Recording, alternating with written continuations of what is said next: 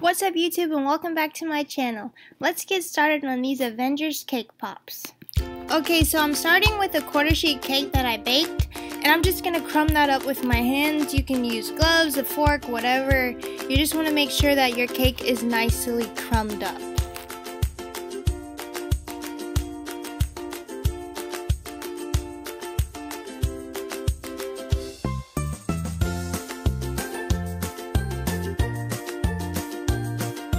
And to make the cake pops, you're going to need some sort of buttercream. So I'm just using this buttercream that I bought from Michael's, and I'm adding a half of cup. You can always use the little dollar Betty Crocker icing. It doesn't have to be anything fancy because any sort of icing will do the trick. And you just want to mix everything together with your hands, making sure that your cake batter will look something like a thick sand.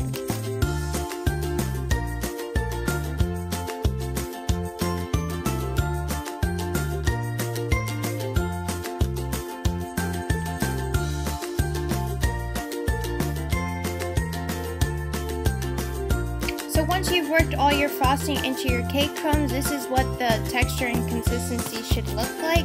That way you're able to form a ball. And then you can use an ice cream scoop to scoop out your cake balls, or you can just use like a regular tablespoon. This is the size of the cake ball that would be if you used an ice cream scoop. It's kind of really big, so I think I'm going to just do like a tablespoon and a half. And once you have the amount you want, just make sure to roll it into a ball and then just put it on some parchment paper or some wax paper.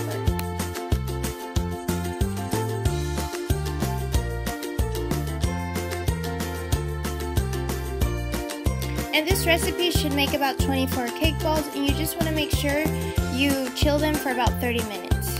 And now for the jewels, I'm going to be cutting Jolly Ranchers in half. And I'm just going to make sure to put this in my candy mold. I got my candy mold at Hobby Lobby for about $5, or it might have been Michael's for $5, but I just want to make sure I'm using the jewel mold, and then I'm just going to put my Jolly Rancher in there, and then I'm going to put this in the microwave for about 45 seconds, and once it's melted, we'll bring it back and we'll let it cool in the refrigerator for about 5 minutes so it sets. And after about 5 minutes, the good thing with the silicone mold is that it just pops out really nicely. So I'm just going to put these on a paper plate, and I'm going to make sure I have all my colors that I need for my infinity stones. And here's all my stones. So for dipping the cake pops, you want to make sure that you have your cake pop sticks. I'm using the short ones. Feel free to use the long ones. I actually think the long ones are better.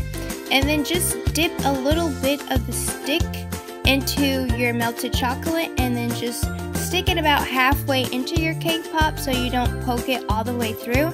And then when you're done, go ahead and put that in the freezer for about 30 minutes, and then just make sure everything is nicely set. And when you're ready to dip, just make sure you melt all your chocolates in the microwave. Feel free to add some shortening just in case, so that your chocolate melts and smoothes nice and easily, and that you don't have any like clumps in your chocolate. You also want to put this in some sort of styrofoam or something so that your cake pops can stand up and that they won't be toppling all over each other. And then I'm just going to continue to dip the rest of my cake pops. You want to make sure that you're using like a yellow candy melt. That way when we paint our cake pops gold, they'll really pop out very nice. And to make the cake pops, honestly, it's just dipping it into your cup and then just tapping it nicely on the side of the glass. So here's all my 6 cake pops that I need for my infinity cake pop, and I'm just going to paint this gold.